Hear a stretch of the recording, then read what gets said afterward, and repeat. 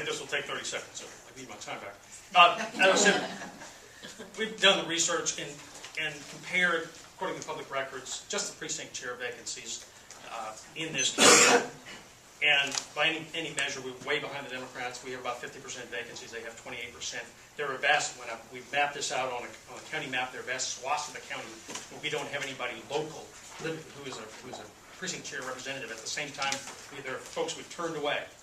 So, given that history and the current state of affairs, what strategy the Harris County Republican Party leadership has led us to have some 50% vacancies in precinct chairs, while the Democrats have only 28%?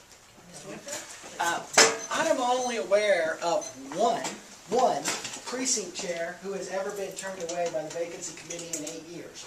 And that was actually voted on by the executive committee. The truth is, folks, this party is not run by one individual.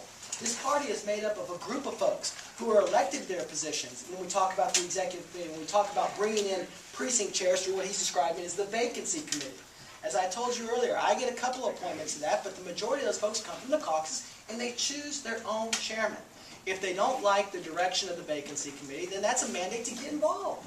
That's a mandate to roll up your sleeves and say, I'm willing to serve. I'm willing to run through my caucus and be a member of the vacancy committee. These are good folks, though. These are good folks who say they're going to spend time away from their family and friends to work with the Harris County Republican Party, and we appreciate them. We appreciate anyone who's willing to serve as a precinct chair, serve on a committee, work with us in any capacity. And I'm sorry, am I out of time? Almost. Okay, and going back to what I said earlier, just because you don't have a chair doesn't mean the precinct doesn't get work. That's why we have our cap.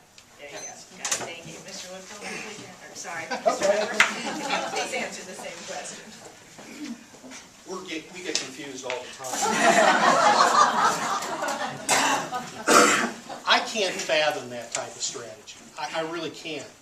But I will say this, that from what I have learned in talking with people that are on the vacancy committee, as well as people that have been working in this process for several years, that we have created a bottleneck in the process to where we are not getting people through the vacancy committee timely. When they do get through the vacancy committee, they get to the executive committee, and we often don't have quorums at the executive committee meeting, so we don't get the vacancies approved.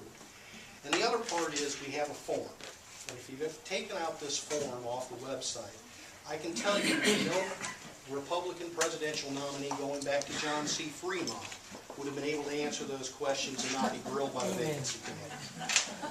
We need to stop the bottlenecks. We need to streamline this process, and we need to ask two questions. Are you a Republican?